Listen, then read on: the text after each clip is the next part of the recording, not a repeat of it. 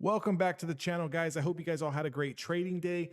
I had a pretty decent trading day today. Okay, so just to kind of, before I get into the video on Tesla, we need to talk about, when the market is trending, and I mean algos turned on, and when algos are turned on, right? Like, I'm going to give you a prime example. We got the NASDAQ 100 triple Q's ETF. I mean, look at this. Yesterday we had a little bit of a push up. We did come back down into the 200 on the 1 hour time frame. After our session, you can see algos start to turn on. We just start trending higher and higher and higher. Right as we get into the opening bell today, we had a little bit of a push down, right? Going right into the market. And then first hour of the market, boom, green engulfing candle. Pause candle, boom, green engulfing candle. Pause candle, boom, green engulfing candle, green engulfing candle. This is like picture perfect. Like on days like today is where you don't sit back and tell yourself, maybe I shouldn't be going long because they're going to pull the rug. Yeah, maybe they will, maybe they won't. Oh, well, there's CPI data tomorrow. I don't want to enter into any trade. Yeah, we understand that. But if you're a day trader, you're a scalper, you have to love this kind of price action. You have to take full advantage. Now, I'm not saying unload the bank, back up the Brinks truck and start buying everything and trying to hold it. I'm not saying, hey, this is the bottom, we're never going lower. That's not what I'm saying. But what I'm saying is that if you've got some dry powder around, meaning you've got some cash, right? You've got money to day trade, even if you got $500 to day trade. If you've got $500 to day trade, 1,000, 10,000, 100,000, I don't know your financial situation and I'm not here to ask. But the thing is that if you do have a little bit of money to day trade, you do understand technical analysis, you could have very well taken advantage of the market today. Just want to say, when the market is running like that, you need to take advantage of the day, because days like today, you can really make your week. A day like today, you can really make your month, and then you can kind of just sit back, let the market digest, see what it's going to do, pick your spots, take a trade here if you like it, take a trade there if you like it, cut a trade if it doesn't work.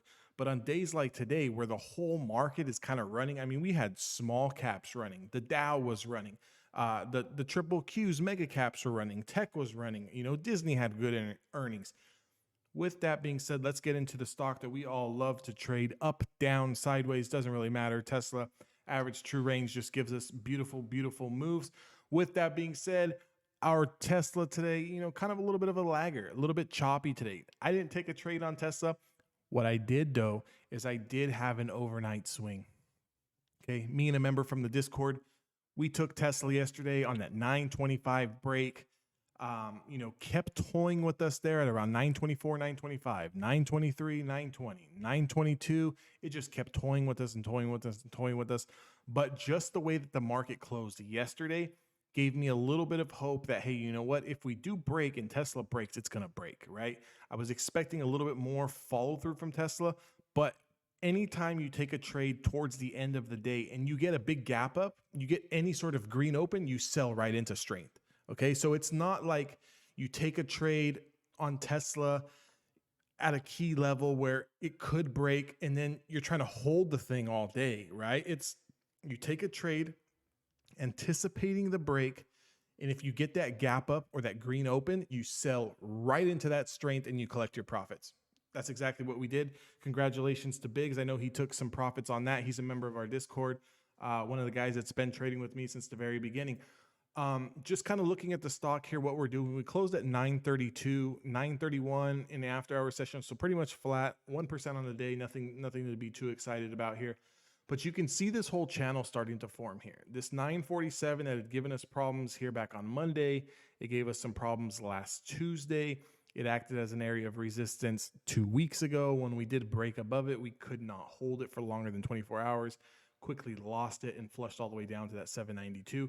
So this is the two ranges that I have here. The 792 is our absolute bottom. Obviously, we're not going to wait for it to get all the way down here. If we're looking for, for like a bigger swing trade, macro trade to the downside, 875, 874, that's what you're looking for to the downside. If you're looking for a scalp tomorrow on Tesla, let's say CPI numbers come out, triple Qs continue to get stuffed at the 200-day moving average, market starts to roll over. You see that sentiment come in where volume starts picking up, sellers start kicking in.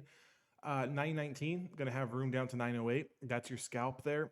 and then anything below 908 is going to give you room down to 894. Just keep those levels in mind if we do start selling off. You always want to have a backup plan, meaning that if you go in tomorrow with a complete bull bias and the market doesn't do what you think it's going to do, when it starts doing the opposite, you're going to be stuck like a deer in the headlights, meaning you're going to be confused, you're going to be rushing, you're going to be FOMOing in. Just have these levels played out, guys. If we do lose the 20-day moving average on the 1 hour time frame, we have room to 909. If you don't miss it, don't worry about it. Let it consolidate and push higher, or let it prove to you that we're weak. Let it lose the 200 under 907, and you're going to have another 10 points worth of room here. If Tesla does lose 893, 890, next area you're looking for is 874. I'm just going to leave it at that. You get anything more than that, you hit a home run. Now to the top side, right? The bigger break I think could be to the top side. Depends though, it depends on the market. If the market wants to sell off and this was the bounce and the rally is over, then yeah, our bigger macro trade here on Tesla is 874 down to 792. But I always like thinking optimistically. I want to think, I want to go higher, right? Everyone's a lot happier when stocks are moving higher. It's just a fact. So 947, 950, this whole channel that's been developing now for about 2 weeks. If we get a breakthrough here, let's get a breakthrough, an initial push.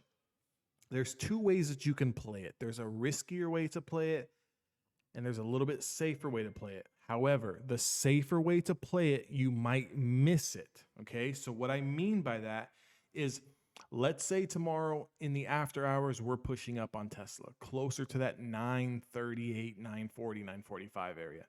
Let's say right off the bell, market's hot. We continue to run that first 20, 30 minutes of the day. We put in a high, boom. We come all the way, let's say to 965, 970. And then we retrace, okay? That could be the move, okay? So taking a first entry on this 947 break is risky because you don't know where it can stop. Maybe it gives you a 5-minute candle, a 10, 15.5 minute candle, and that's the move. So you have to just be prepared to take your profits. The safer way is to let this pass through 947. Let's say it does go to 965, right? What you want to see it do is pull back, and you want to see it pull back into this area that acted as resistance.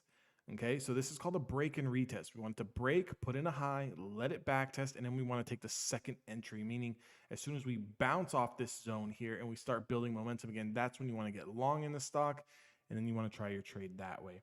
The only reason why I say that it's safer, because it is, but the other reason is that you could potentially miss out on the trade is because, let's say, for example, Tesla does do that break of 947, goes to 965, right? That's a 20-point move. If you're playing options contracts like I do, I take 3, 5 contracts.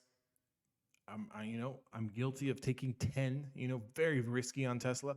I've taken 10 contracts, which is still small size on a big grand scheme of things, right? There's traders out there laying down hundreds of thousands of dollars on bets. For me, a $10,000, $15,000 bet on Tesla is enough, right? Like, I can make my money on that, and it's not going to really debilitate me if it does go the other way.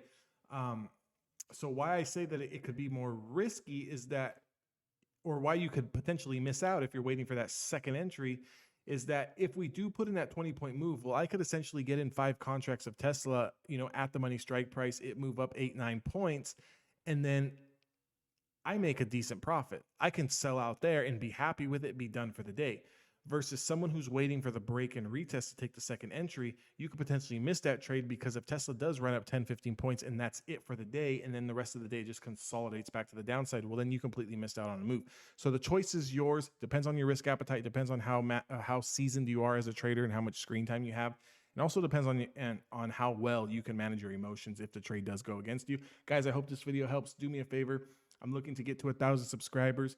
Please subscribe to my channel. Give me a thumbs up. Drop me a like, comment, hit the bell notification so you can get updated on the next Tesla video that I put out. Also, join my Discord. That link is down in the description box below. I will see you guys all in the next video.